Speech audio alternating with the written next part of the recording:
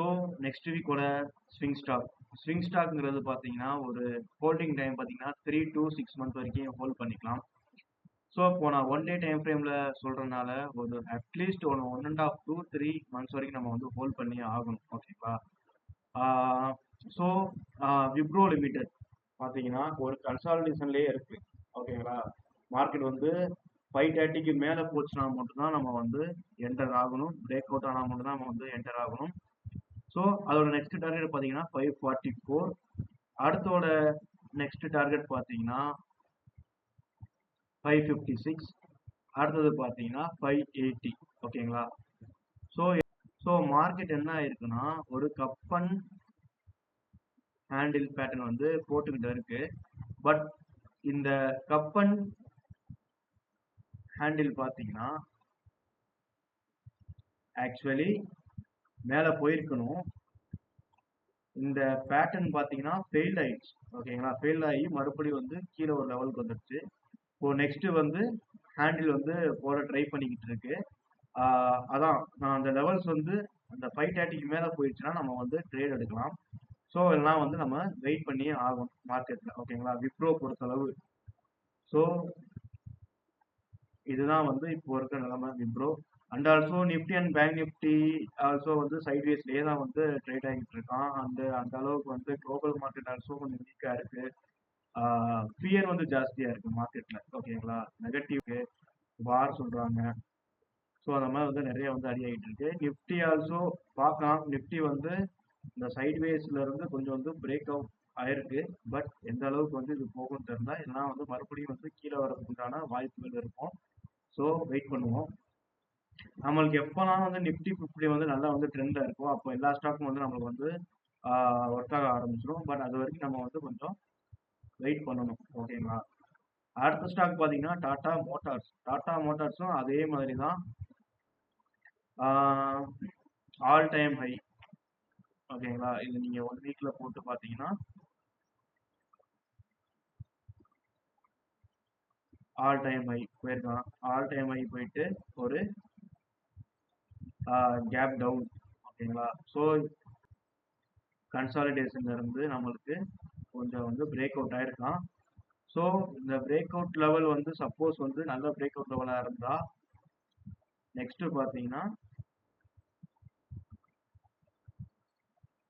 1120. அடுத்த என்ட்ரி பார்த்தீங்கன்னா அடுத்த டார்கெட் வந்து 1174. ஓகேங்களா? ஸோ பார்ப்போம் எந்த அளவுக்கு இந்த டாடா மோட்டார்ஸ் வந்து நம்மளுக்கு டார்கெட் வந்து ஹிட் ஆகுதுன்னு பார்ப்போம். ஆக்சுவலி நம்ம எல்லா ஸ்டாக்கும் பார்த்தீங்கன்னா ஒரு 5 to 10% நம்ம வந்து முடிச்சுட்டு வெளியே வந்துடணும். அதுக்கு மேலே வந்து நம்ம வச்சுக்க கூடாது. சப்போஸ் நீங்கள் வந்து கொஞ்சம் நான் ஒரு 6 months 7 months நான் ஹோல்ட் பண்ண போறேன்னா நீங்கள் தாராளமாக வந்து நீங்கள் வந்து 1 வீக் அந்த மாதிரி டயத்தில் போய் நீங்கள் வந்து ஹோல்ட் பண்ண ஆரம்பிக்கலாம். அப்போது வந்து மார்க்கெட் நம்மளுக்கு கேண்டில்ஸ்டிக் பேட்டர்ன்ஸ்ல இருந்து எல்லாமே வந்து நம்மளுக்கு ஈஸியாக வந்து எந்த பேட்டர்னில் இருக்குது என்ன ஆகுதுங்கிறது நம்ம ஈஸியாக கண்டுபிடிக்கலாம். ஸோ வெயிட் அண்ட் வாட்ச் பண்ணுங்கள். பிரேக் ஆயிருக்கான். ஸோ நெக்ஸ்ட்டு இன்னொரு கேண்டில் போட்டுச்சுன்னா டார்கெட் 1. ஓகேங்களா? 1120 வச்சுக்கோங்க. ஸோ இது பிரேக் அவுட் ஆயிருக்கு. ஆனால் இது எந்த லெவலுக்கு தெரியல. சப்போஸ் வந்து நம்ம market Nifty 50 bank Nifty Sensex எல்லாமே எப்படி ஒர்க் ஆகுதோ அது பொறுத்து நம்மளுக்கு ஒர்க் ஆகும். ஸோ வெயிட் பண்ணுங்க.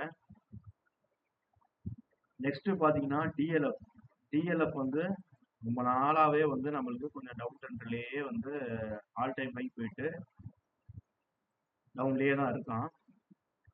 ஆக்சுவலி இவன் என்ன ஆக போறாங்கிறது இப்போ நம்ம பார்த்துருவோம். ஓகேங்களா?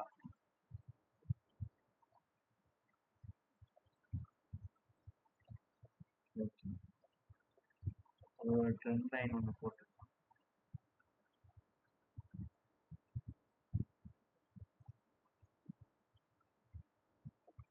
ஸோ நம்ம கணக்குப்படி பார்த்தீங்கன்னா பிரேக் ஆயிருக்கான்.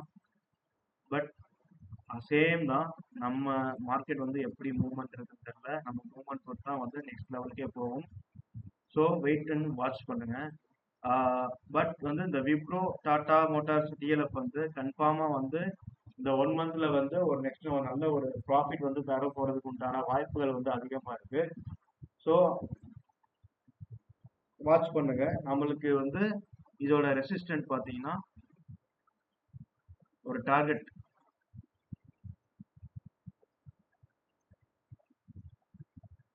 899. ஓகேங்களா? அடுத்தது பார்த்தீங்கன்னா 930. சப்போஸ் நம்மளுக்கு இப்போ என்னன்னா இது பிரேக் ஆகணும். 899 பிரேக் ஆனா மட்டும் தான் நம்ம வந்து ட்ரேடே எடுக்கணும். பட் இருந்தாலும் வந்து பேட்டர்ன் வந்து பிரேக் ஆயிடுச்சு. பார்க்கலாம் எப்படி வந்து மூவ்மெண்ட் இருக்க போகுதுன்னு பார்ப்போம். பட் இந்த 3 ஸ்டாக்கும் வந்து வரக்கூடிய காலத்துல வந்து நல்ல ஒரு பெர்ஃபார்மன்ஸ் பண்ண போது வாட்ச் பண்ணுங்க. ஸோ நாங்க பார்த்தீங்கன்னா செபி ரிஜிஸ்டர் அனலைஸ் கிடையாது. திஸ் இஸ் ஃபார் எஜுகேஷனல் பர்பஸ்க்காக மட்டும்தான்.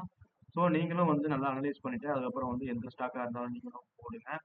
அண்ட் ஆல்சோ வந்து நல்ல ஒரு ஃபினான்ஷியல் அட்வைசரை வந்து நீங்கள் கான்டாக்ட் பண்ணி நீங்கள் ஸ்டாக்கை வந்து ட்ரேட் பண்ணுங்க. இல்லைனா வந்து நஷ்டம் வந்து உங்களுக்கு தான் வந்து விழுகும்.